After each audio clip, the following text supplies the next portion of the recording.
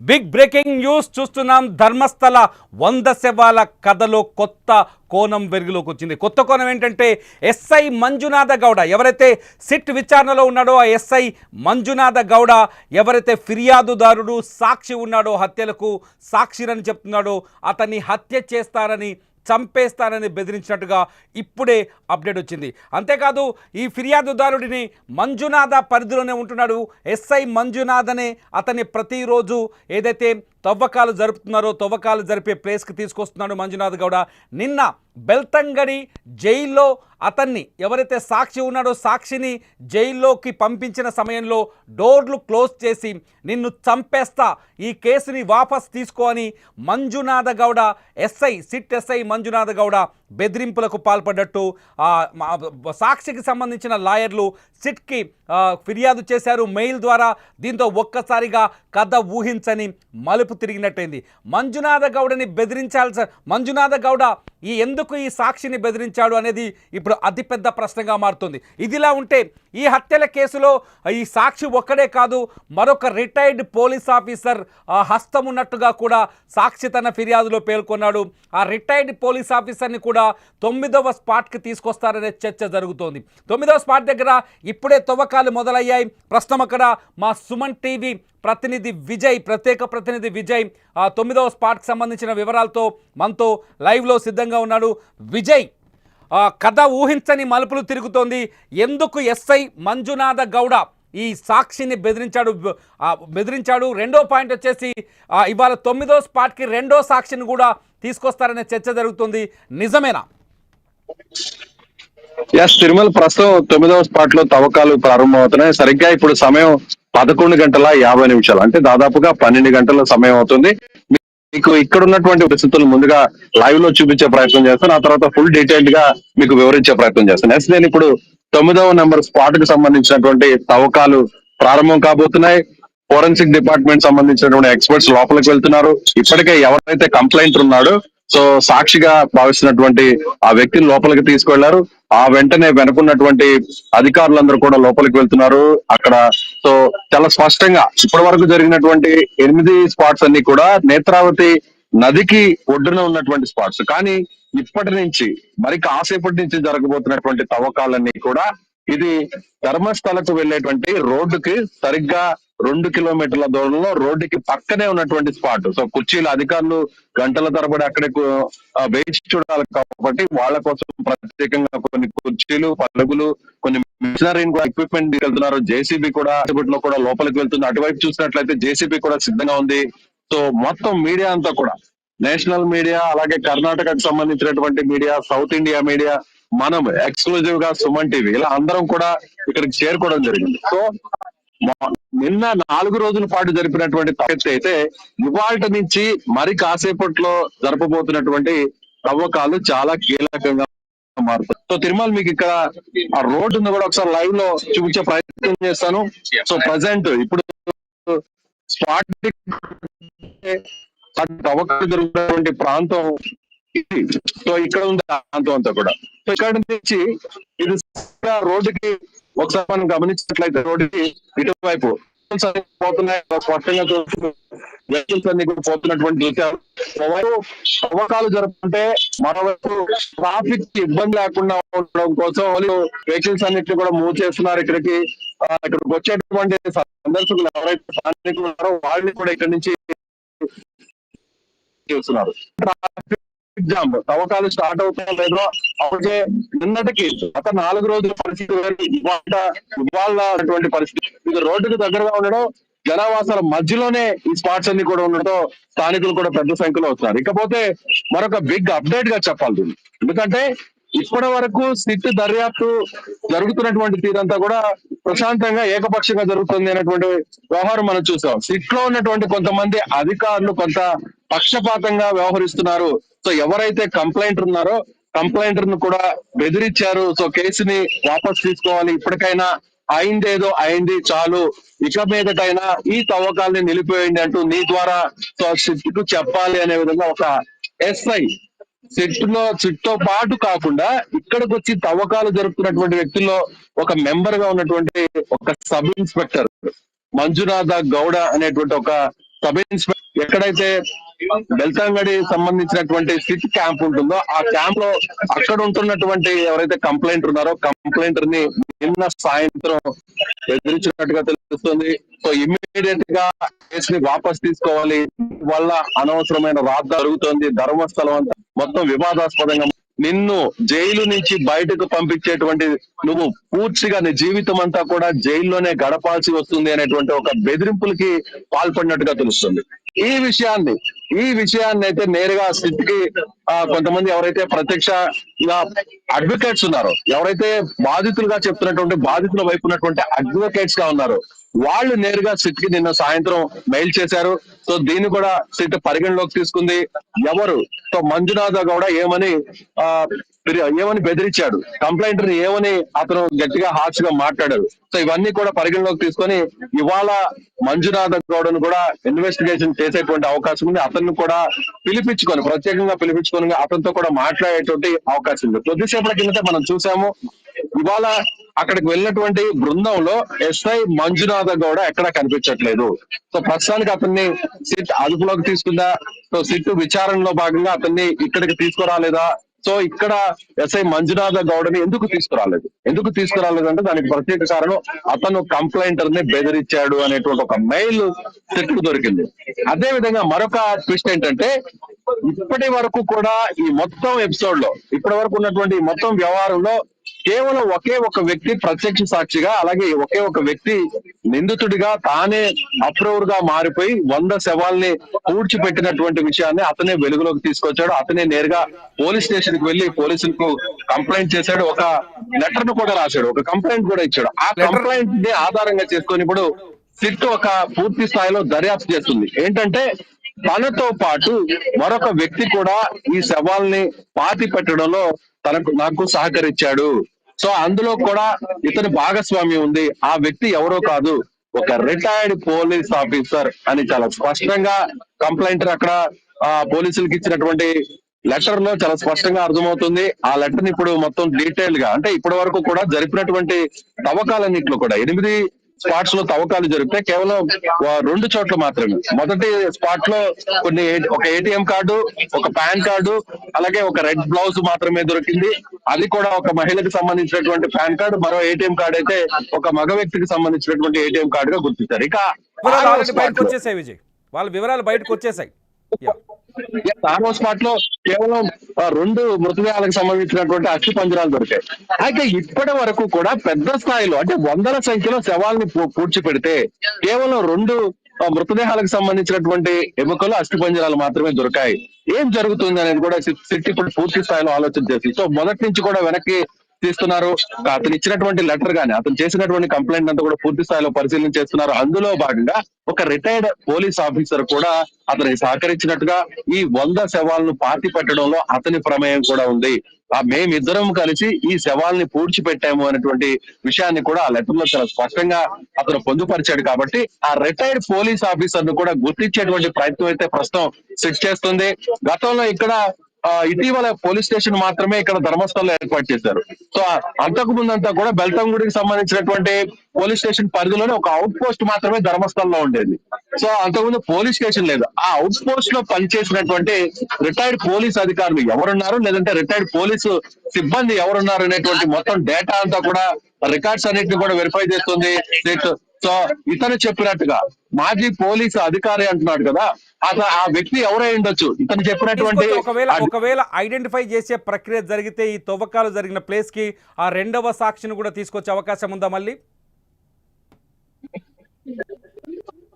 అంటే ఈ ప్లేస్ కి 2వ సాక్షిని అవకాశం ఉండకపోవచ్చు.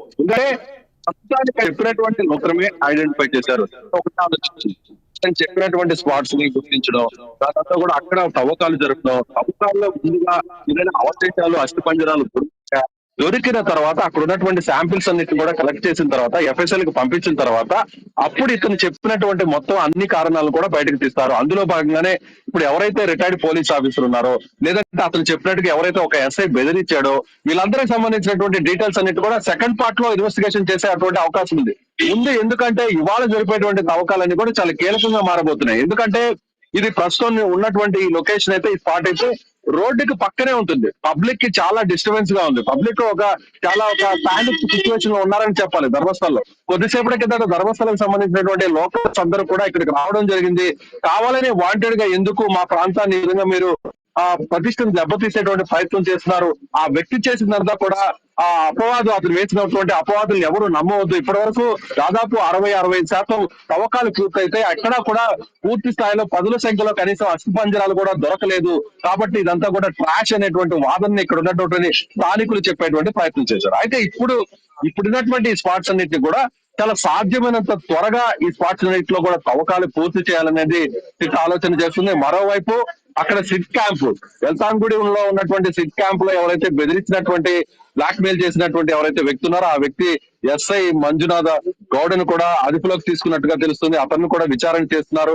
అయితే రెండవ వ్యక్తి ఎవరంటే మీరు చెప్తున్నట్టుగా ఇప్పుడు మనకు వస్తున్నటువంటి ఇన్ఫర్మేషన్ బట్టి అతను ఇచ్చినటువంటి లెటర్ లో పొందుపరిచినటువంటి అంశం ఎవరైతే మాజీ పోలీస్ అధికారి, గతంలో ధర్మస్థలంలో పనిచేసినటువంటి మాజీ పోలీస్ అధికారిని ఈ స్పాట్ కు తీసుకొచ్చారా లేదా అనే ఒక క్లారిటీ అయితే సిట్ ఇవ్వలేదనే చెప్పాలి. కానీ ప్రస్తుతం అయితే కేవలం ఒక వ్యక్తిని మాత్రమే పోలీసులు అదుపులోకి తీసుకుని నేరుగా సిట్ అదుపులోకి తీసుకుని లోపలికి తీసుకెళ్లారు. ఆ ఒక్క వ్యక్తి మొదటి నుంచి కూడా కంప్లైంట్ చేసినటువంటి కంప్లైంటర్, అలాగే పారిశుద్ధ కార్మికుడు, ఎవరైతే ఈ మొత్తం ఎపిసోడ్ కి కారకుడుగా ఉన్నటువంటి అప్రూవల్ గా మారినటువంటి వ్యక్తి ఉన్నాడో ఆ వ్యక్తినే నేరుగా లోపలికి తీసుకెళ్లారు.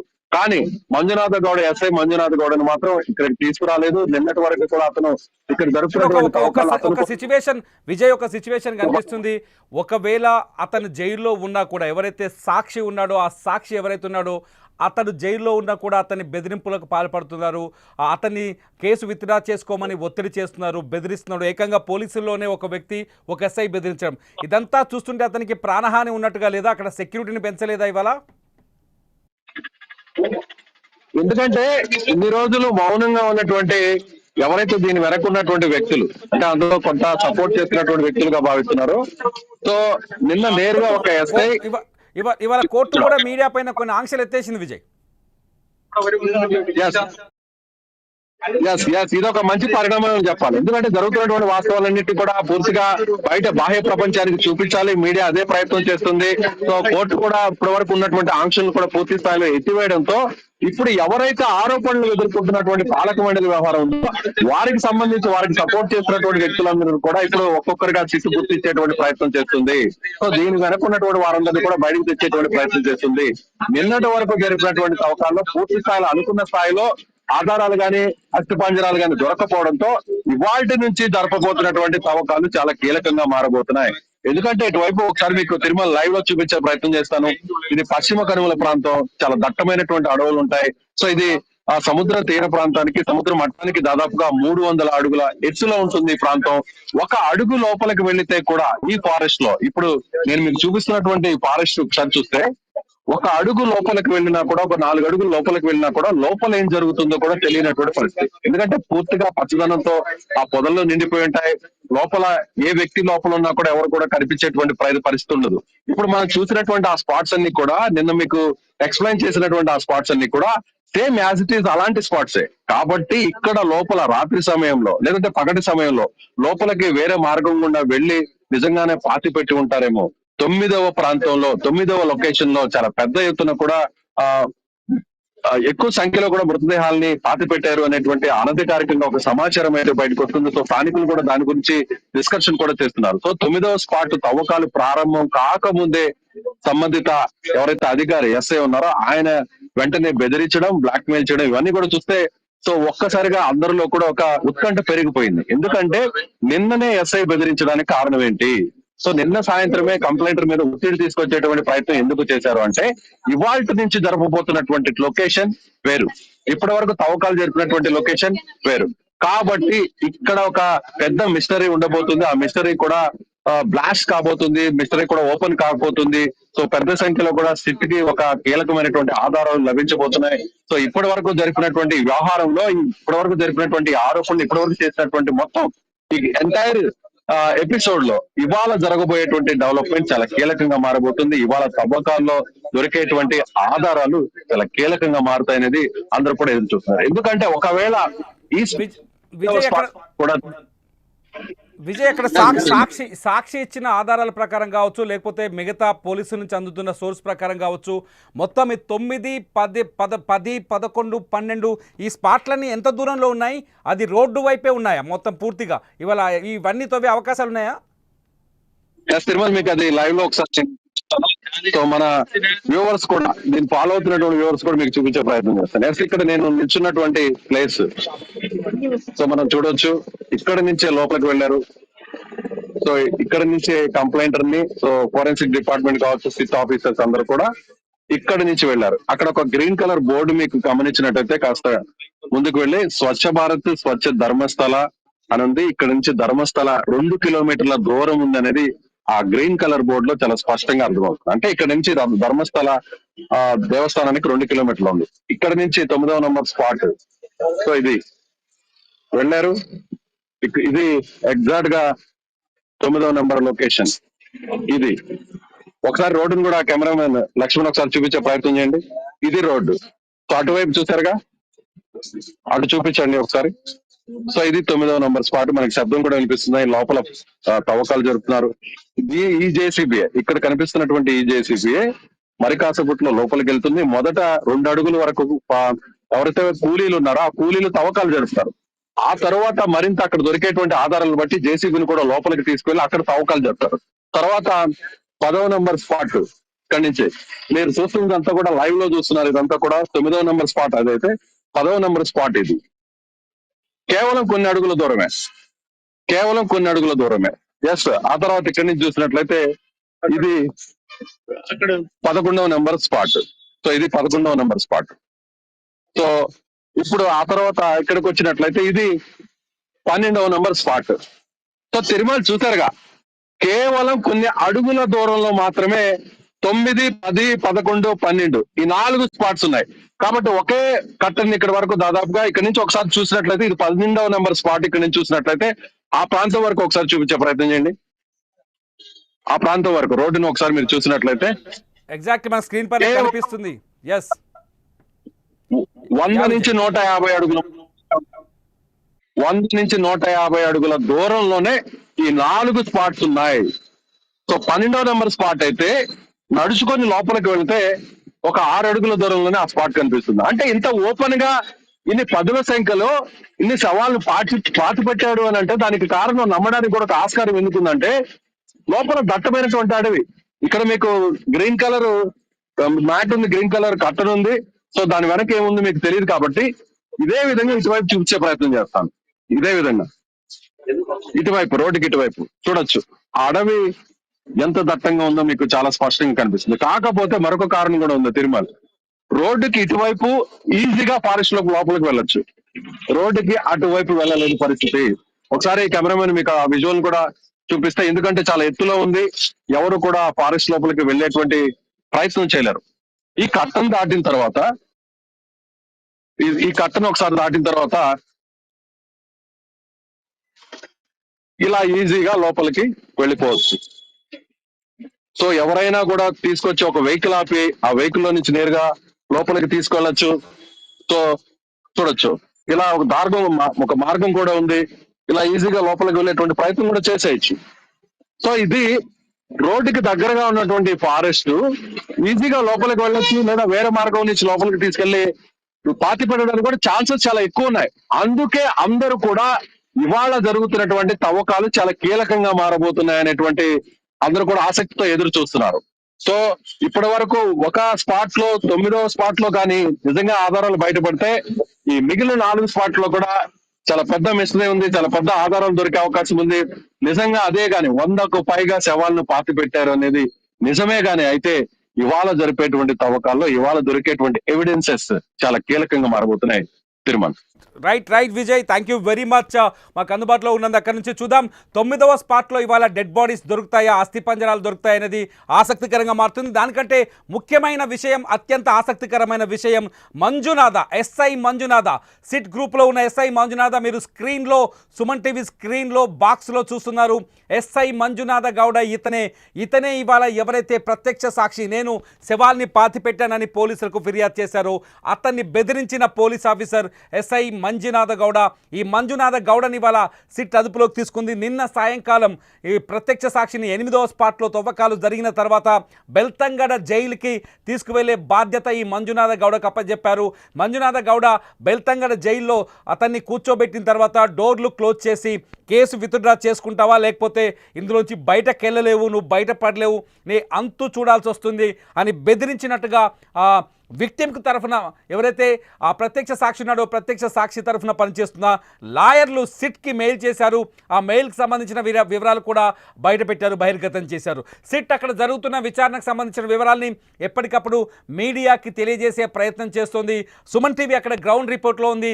మంజునాథ గౌడ్ వీడియోని మీరు స్క్రీన్లో చూస్తున్నారు. ఫోన్లో మాట్లాడుతున్న ఇతనే ఎస్ఐ మంజునాథ గౌడ. ఈ మంజునాథ గౌడ ఎవరైతే విక్టిమ్ ఉన్నాడో అతన్ని బెదిరించినట్టుగా సిట్ కూడా కన్ఫర్మ్ చేసింది. అంటే 9 నుంచి 11వ స్పాట్ మధ్య వాళ్ళ తవ్వకాలు జరిగే అవకాశాలు కనిపిస్తున్నాయి. 12వ స్పాట్ వరకు, ఈ 9 నుంచి 12వ స్పాట్ వరకు కీలకమైన విషయాలు ఇవాళ వెలుగులోకి వస్తాయని, అస్థిపంజరాలు దొరుకుతాయనే చర్చ కూడా జరుగుతుంది. అస్థిపంజరాలు దొరుకుతాయా దొరకవా అనేది పక్కన పెడితే మంజునాథ గౌడ అతను ఎందుకు బెదిరించాడనేది ఇప్పుడు అతి పెద్ద ప్రశ్నగా మారుతుంది. మీరేమనుకుంటున్నారు? మంజునాథ గౌడ వెనుక ఎవరైనా వ్యక్తులు ఉన్నారా? ఈ శవాలకు సంబంధించిన వ్యక్తులు, లేకపోతే వాళ్ళు నేరాలు చేసిన వాళ్ళు ముందుగానే అతన్ని బెదిరించాలని ఆదేశాలు ఇవ్వడం వల్లే బెదిరించాడా? మీరేమనుకుంటున్నారు? ఈ వ్యవహారాలన్నింటిపైన అప్డేట్స్ సుమన్ టీవీ స్క్రీన్ పైన మీరు రెగ్యులర్గా చూడవచ్చు. ధర్మస్థల శవాల కేసులకు సంబంధించి ప్రత్యక్ష ప్రసారం ద్వారా ప్రతి అంశాన్ని మీరు సుమన్ టీవీలో తెలుసుకోవచ్చు.